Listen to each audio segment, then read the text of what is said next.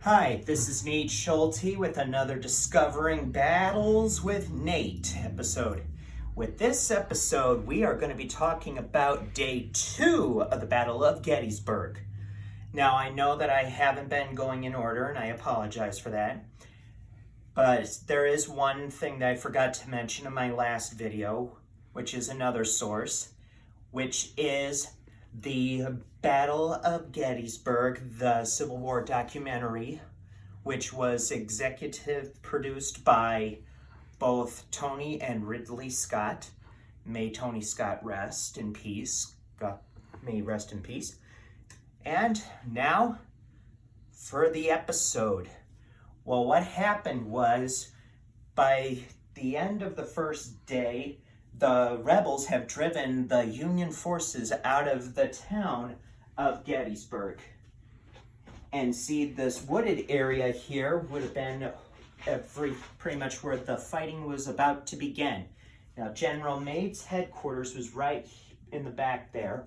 And what he did was he was trying to do a fish hook, forgive me for a lack of details, but he tried to do a fish hook around. He was a defensive general. And what General Lee wanted to do was he was going to try and attack the sides here. What happened was they held their positions at Cope's Hill, Cemetery Hill, Cemetery Ridge, and Little Round Top.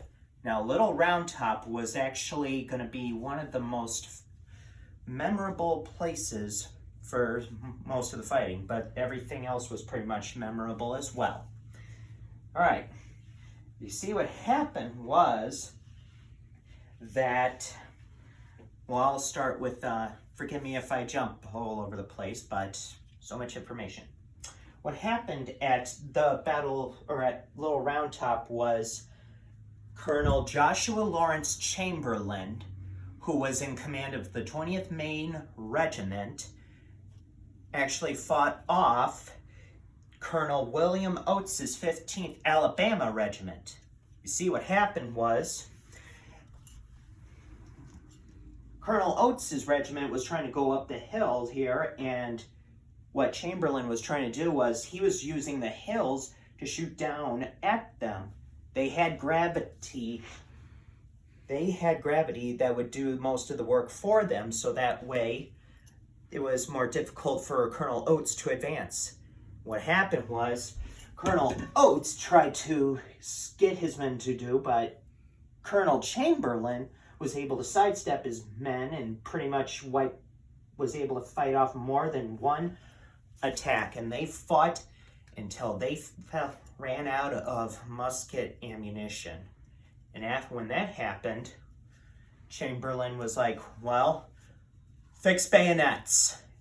They fixed bayonets, and then when another attack came at them, they were able to use the gravity, charge down faster, and get most of those men, most of the Alabama regiment. Some men were actually captured, and eventually some were actually captured with empty muskets, which was mostly a bluff, as you can mainly tell. What Chamberlain did before he became the colonel of the 20th Maine Regiment, first he was a lieutenant colonel when he started in 62. He was actually a professor at Bowdoin College in Maine. Now, something that does happen around here is, you see right here, they're not fully over there. That's because General Daniel Sickles advanced his men too far because he didn't want to fight with, the hill. He wanted to actually fight on even ground. He thought it was more fair and it would give him more victory honorably for, his fighting. Even though he did request Meade to be able to do what he did, but still Meade wanted him to keep his men over here where Cemetery Ridge was. And this also left a gap in the Union defenses, because as you can see right here, some of these men could have gone around and be able to penetrate. And he almost did end up getting himself in a heap of trouble. There were some artillery units here that was down to help fight out. It was to help fight out General Barksdale's men. And what happened was he was trying to, drive Sickles' men back. Sickles eventually ended up getting wounded in battles along with Barksdale. And another sad thing was, with that artillery unit there, that meant that the Confederates could capture it. Now, the Confederates did not have the up-to-date equipment as opposed to the Union forces, because the Union were able to make their own new cannons and update them. As for the Confederates, they would have had to send away to Europe in order to get it, but because the Union Navy was, blockading everything, all shipments from going in or out, that pretty much meant that the Confederates were left to fend for themselves. Now, before they were able to capture that, what happened was Lieutenant Colonel Freeman McGilvery, who was a former ship captain, he ended up fighting off the Confederates before they could even capture the Union artillery cannon. Now with that, that meant that nobody was able to take away the cannon.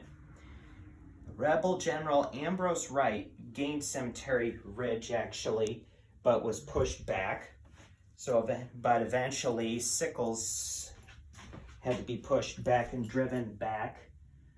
And not only that, but as I might have mentioned, Sickles was wounded. And around that time, the other thing that happened was at Culp's Hill, some reinforcements were trying to plug the hole or the gap here, so that way the Confederates would not have had the advantage to be able to swing in there. So pretty much Sickles was wounded. And what happened was Lieutenant Colonel Rufus Doss, who was one of the first Union regiments, his 6th Wisconsin Regiment, that was part of what was to be called the Iron Brigade. Now, Colonel Doss, he actually fought in the day, not too far away from the battle where the town of Gettysburg was, but eventually the Confederate troops drove him out. He ended up on Culp's Hill. And what happened was they had to fortify Culp's Hill. And what happened was at Culp's Hill, Lee tried to order his men to take Culp's Hill with about 1,400 soldiers, Union soldiers on the hill, and they were all dug in there for cover. And at the top of Culp's Hill was Baltimore Pike. That was the Union supply and retreat. With that cut off, they would have had no choice but to keep fighting. But what Lee wanted to do was to drive them out. So that way he could have said he defeated the Union Army at Gettysburg. But as the day went on, Culp's Hill eventually ended up getting defended by General Henry W. Slocum against General Joba Early's rebels, but they attacked also along Cemetery Hill here. What eventually ended up happening was that they were unable to get even up to close to the top of Culp's Hill, maybe about 500 yards. And what Rufus Doss, or Colonel Doss, did, he tried to have his men march in the dark to go down and try to end the fighting. And eventually, they had to wait until the next day before they were even able to, finish the job of getting those rebels away from Culp's Hill. All right. Mm-hmm. Right. And that pretty much, and the result of the battle, according to my tour guide when I went and saw Gettysburg, Pennsylvania, the battlefield, was that day 2 ended in a tie. So pretty much it was all up to the day 3.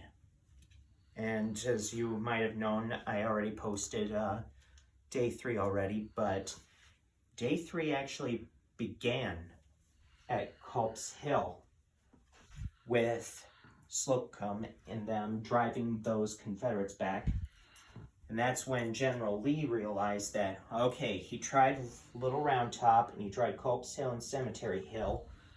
Well, there's only one more place that he could actually try and attack now. And hoping that everybody was exhausted here. But because there was so many men who actually had to go down to cover Sickles and what happened to him, it was pretty much the only place was to attack the center. I hope that you enjoyed this episode. Now, for me to cite my sources, besides the Battle of Gettysburg Civil War documentary, it was also on the History Channel. For those of you who would like to know the link or where you can find it, if you go to your local library, but considering the times we are in right now, there is a backup with YouTube. If you would like, I will send you the link if you ask. But about what happened was at the cover of, being able to defend the cannon, I got this issue of Civil War Times magazine, and this is the August of 2015 edition. It has Guns of Gettysburg, the Union Artillery's Unsung Hero. Something else that I have are the Battles of the Civil War from 1861 to 1865.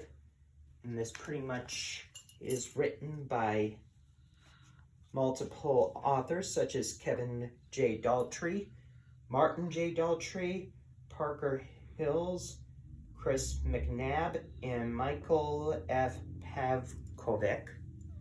Also, the Commanders and Heroes of the American Civil War by Jonathan Sutherland.